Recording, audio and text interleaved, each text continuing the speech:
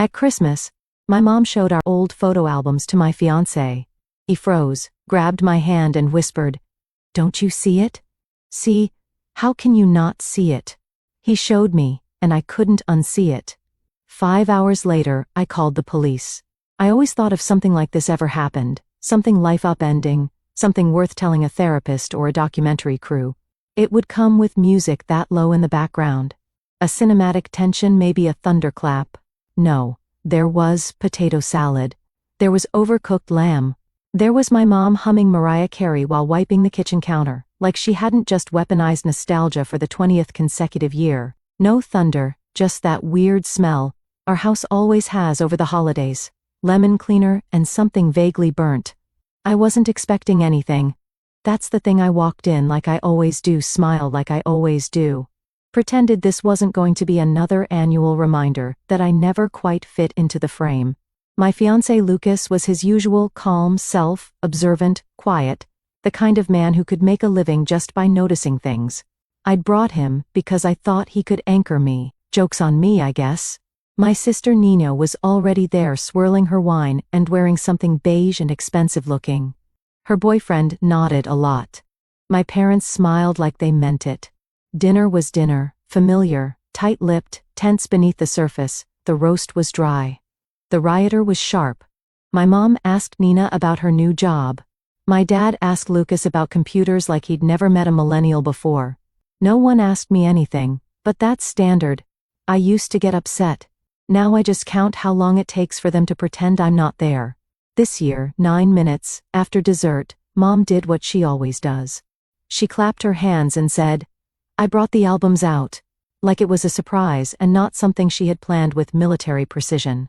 She always brings the albums, always acts like she just happened to find them in the hallway closet under a pile of dish towels. We all smile like we haven't seen the same stained pages 100 times before. Nina leaned in, like she was watching an award show. Her boyfriend put on his best interested face. Lucas sat next to me, quiet. I watched him more than the pictures. First album, birthdays, beach trips, awkward school photos. Second album, Nina as a baby. Mom glowing, Dad proud. Third album, me. That's when Luke has changed. He didn't say anything at first, but I saw it: the way his shoulders tense, the way he squinted at one page, then another, the way he tilted his head, the exact same way he does when he's retouching a photo and spots a bad crop. He was scanning, measuring. Then, without looking at me, he grabbed my hand under the table. "Don't you see it?" he whispered. I blinked. "See? What? How can you not see it?" Then he dropped my hand and went back to flipping pages, like nothing had happened, smiling, nodding at my mom's commentary about how I once tried to feed a pine cone to a stray cat. I sat there frozen. My ears were ringing. I tried to match his rhythm, keep my smile in place, but it felt like my skin was on backwards. When I leaned in and asked him again, he shook his head slightly. "I'll explain later," he said, "just go along with it," which is honestly the emotional motto of my entire childhood. We left 20 minutes later. Lucas made up something about an early flight, or maybe it was a late Zoom call. My mom fussed. My dad didn't care. Nina didn't look up from her phone. I kissed everyone goodbye like I wasn't unraveling inside.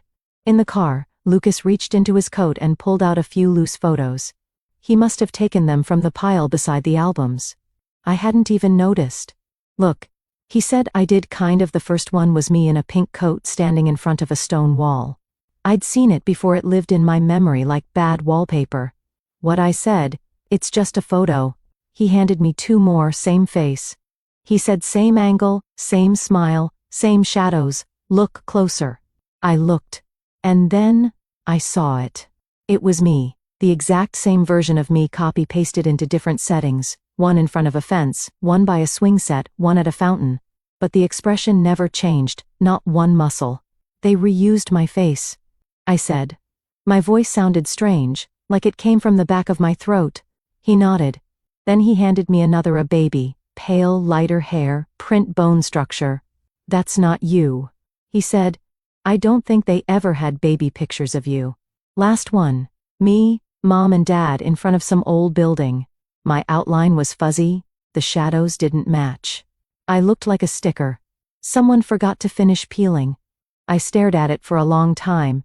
Then I laughed, not a real laugh. The kind of sound you make when something breaks in your head. I'm a collage. I said, "That's fun." Lucas didn't laugh. "Why would they fake this?" I asked. He didn't answer neither. Did. I didn't know it yet, but 5 hours later I would be calling the police. The thing about denial is that it doesn't break all at once, it leaks like an old pipe under the sink that everyone agrees not to talk about. It's dripping. You hear it, smell it. But you keep washing your hands and walking away. I stared at those photos all night.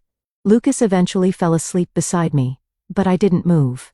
Just sat there in bed like some kid waiting for monsters to show up. Except the monsters already had names. Mom and Dad. The photos were lined up on my nightstand. I kept checking them like they were going to fix themselves while I wasn't looking. They didn't. My face was still there. Pasted, triplicated, frozen in some preset expression. I didn't remember making that baby still not me. The lighting still all wrong. And it hit me, not as a scream or some thunderclap of realization, like a whisper.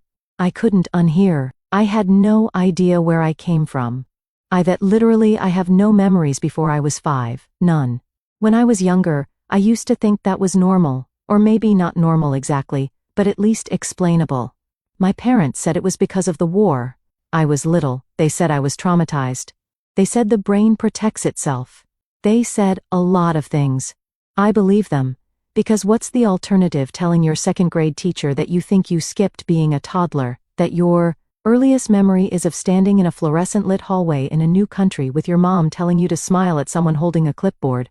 Yeah, that was my first real memory. The immigration office, the buzz of lights, the feeling that everything was loud and cold and wrong. I didn't understand English yet, but I understood the look in my mom's eyes perform from there. It was normal as it could be. We had a little apartment. I started school. My mom packed my lunches like the other moms did, except she didn't write notes. She sent me off with perfectly folded napkins. Instead, my dad read the paper like it owed him money. They worked hard. They gave me what I needed, but love. That was something else. When my sister Nina was born 2 years later, the temperature in the house changed overnight. Suddenly, there were baby books and camcorder footage, and scrapbooks with glitter letters. There were birthday parties with coordinated themes. There were spa days. There were hugs. There was warmth. None of that had been there for me. Ever. With me, it was always, "You're strong. You're independent. You never needed much," which is just another way of saying we didn't give you much. I used to tell myself it was because I was older, because I was first, because they were figuring it out. But now I wasn't so sure. There were no aunts, no uncles, no cousins. No one ever visited from the old country. We never went back. My parents said they had no one left. It was war. They said everyone is scattered. I asked about family once. My dad said it was complicated. My mom changed the subject. And then there was the Facebook message. I was 15. I walked into the kitchen and saw her on the laptop. She was staring at a message in a language I couldn't read at the time, Serbian. There was a name I didn't recognize, a woman. The message had hearts in it. My mom's face was blank. Then she deleted it, blocked the sender, closed the laptop. When I asked who it was, she said, "Spam doesn't send you messages that make your hand shake." I let it go because I always let it go. I was diagnosed with PTSD at 17. Nightmares, panic attacks, this dull ever-present fear, like something was always about to happen. Like I was waiting for a door to slam that never did. My therapist asked me about the war. I told her I didn't remember it. She said that was probably why. Except, now I know I wasn't scared of the war.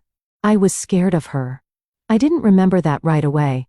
It didn't hit like lightning. It came in pieces that night, as I sat at the kitchen table, staring at the photos Lucas had taken. One memory blinked to life like a flashlight in a dark room. A woman, not my mother, not the one who raised me, someone else, a softer face, dark eyes. She smelled like citrus. I was holding her hand, and then there was another woman. Not the one who raised me, someone else, softer voice, gentle hands. I was holding her hand. Then the woman I grew up calling Mom walked in. She was younger, smiling, like she just arrived. The first woman leaned down and said in Serbian, "This is your babysitter." That was the first time I met her. Then another flash, me pulling on a coat, crying, saying I want mama, and a hand on my shoulder tight. Don't say that again. If you talk about her, you disappear. I remember those words now, I didn't before, but they were there. Buried under years of being told to smile for the camera, and then the screaming. I was in a bed, new, strange, my legs kicking, my chest burning. I was calling for her. The first woman. The one who smelled like citrus, another voice cold enough. I don't know how long the panic lasted, maybe minutes, maybe centuries.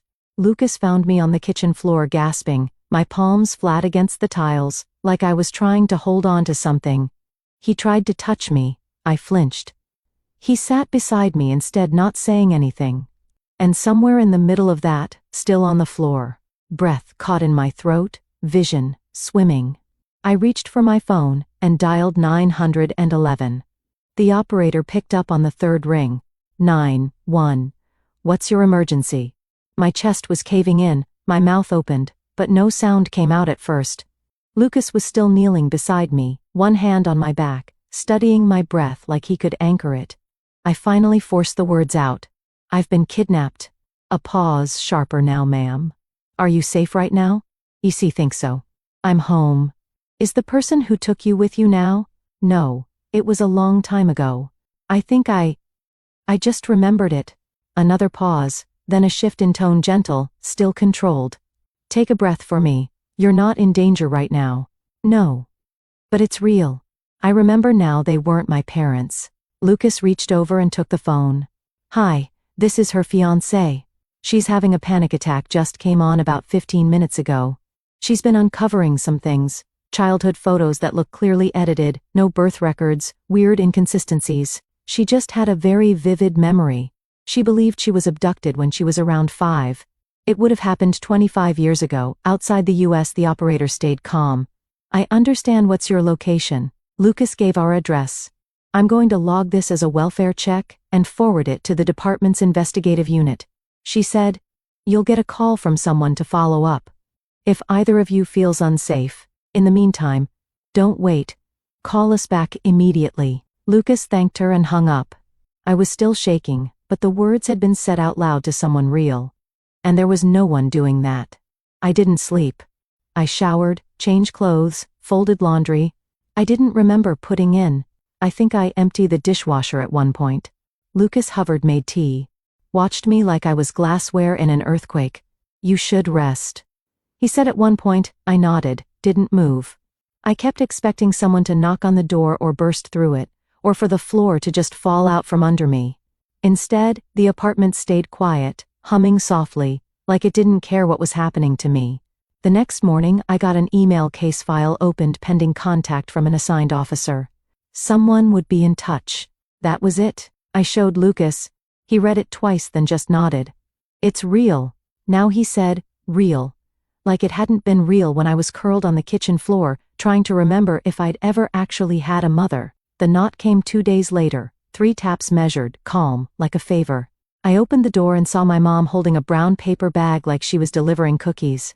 My dad stood slightly behind her, hands in his coat pockets, face neutral. Can we come in? She asked, already stepping forward. Lucas appeared beside me. I nodded slowly and let them in. They sat on the couch like they were guests. My mom put the paper bag on the coffee table. I brought some of that soup. You like the carrot one from when you were sick that time. That time I was 8, and she told me to stop crying because I wasn't dying. That soup. Thanks, I said flatly. She smoothed her coat and looked around the apartment like it might help her figure out what to say. My dad stayed standing. We spoke to the police. She said, finally they said you filed a report. I did. She looked like she wanted to be offended, but didn't have the energy. You should have just come to us first. Would you have told me the truth? She paused, blinked. We didn't want to hurt you. Lucas spoke. So, it's true. My dad finally stepped forward. Yes, he said. You're not biologically ours. I exhaled through my nose, not relief, just confirmation of something I already knew, but needed someone to say out loud. My mom nodded. Your mother was very young. She couldn't take care of you. She begged us to take you with us. Begged, I said. She wanted you to have a better life. We were leaving, and she was staying behind. It was war. She knew what that meant. So where is she now? My mom folded her hands. We don't know, you never checked. It was complicated. Lucas crossed his arms. Why fake the photos? My dad didn't flinch. We didn't want her to feel like she didn't belong. So you erased her real life and invented one? Lucas asked. My mom's voice cracked. You were 5. You cried for her for weeks. It was awful. But you adjusted, you forgot. We thought it was better that way. You could have told me and said what she snapped, that we took you from your mother, that you had a life you'd never remember.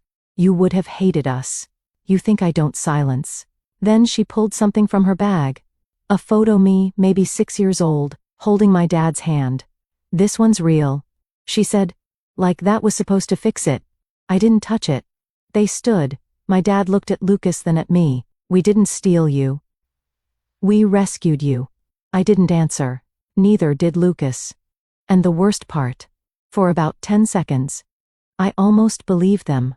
I didn't ask them gently. I said, tell me her name. My mom blinked like she didn't understand the question. My dad did his usual thing where he rubbed his face, like he was exhausted by the weight of having to deal with me. You were 5, she said. Your memories, they aren't reliable. Try me. She shook her head. We didn't want to hurt you. You already did. They looked at each other. Then my dad said the name like it was a confession. Mary Patrick, no address, no contact, just the name. When I asked for more, my mom said we lost touch, it was war. Right? Apparently war also erases your ability to type a name into Google. We started searching that night. Lucas was on his laptop, I was on mine. My Serbian is possible when I'm talking to elderly relatives about food. But online research is another story. Marap, a traffic, apparently not an uncommon name. There were a few dead ends, a florist and Novi Sad, a retired gym teacher in Belgrade. Then I clicked on a grainy Facebook profile, no smile, no filters. Just a woman with dark hair pulled back. Early 50s, faint lines around her eyes, and a face that made my stomach drop. I stared. Lucas leaned over. She looks like you, he said. I shook my head slowly. No, I look like her. It wasn't just a resemblance. It was the kind of similarity that makes you uncomfortable, the kind you don't see in the mirror until someone else points it out. Same jawline, same eyes, same expression when she wasn't trying to have one. She hadn't posted in months, but her About section listed a town in southern Serbia. The same one I'd heard once in passing when I was 10 and my mom slipped up. We sent a message. We used Google Translate. It probably sounded robotic, but Lucas checked it 3 times. I stared at the screen the entire time like it might answer me back. Hello. I was given your name. I think I might be your daughter. Then we waited. She replied the next morning, one line. Can we talk? We set up a video call. I don't remember agreeing to it. Lucas did all the clicking. I just sat there wrapped in a blanket, feeling like I was about to meet someone from a dream I didn't know I'd had. And then her face appeared. She looked older than her profile photo, tired, but her still me. She didn't speak at first, just stared. Her hand went to her mouth like she needed to hold something in. I wasn't sure. She said finally, but now that I see you, I wanted to say something, anything.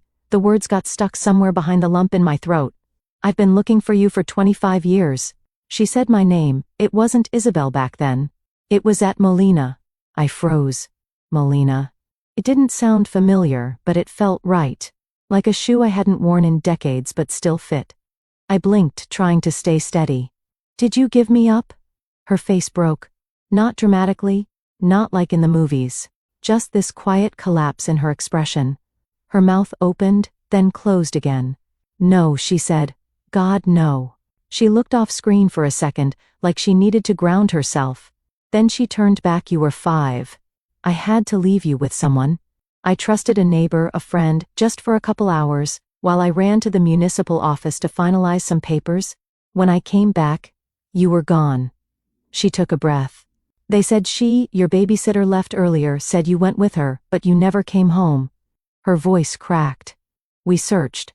I went to every police station, every camp. I posted flyers called shelters. Everyone said children get lost during war, but I knew you didn't get lost. She paused. I just didn't know where to look. I sat very still. Lucas was the one who asked, did you ever apply to leave?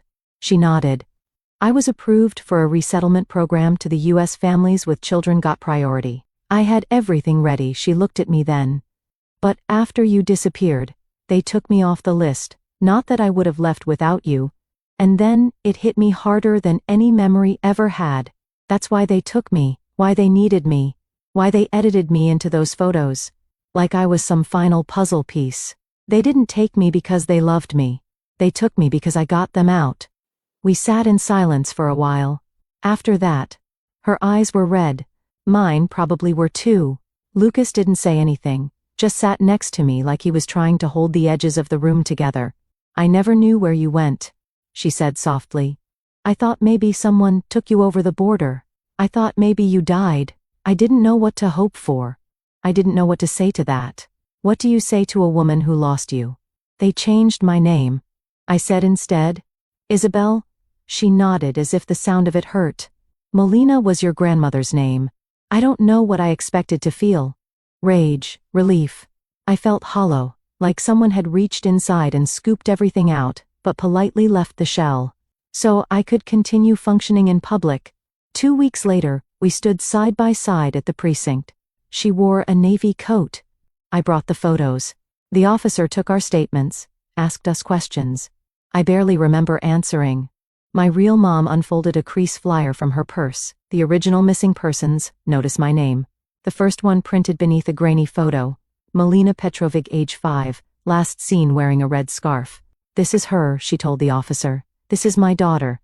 And for the first time someone else nodded. We pressed charges and I stopped pretending the past was something I owed to anyone, but myself.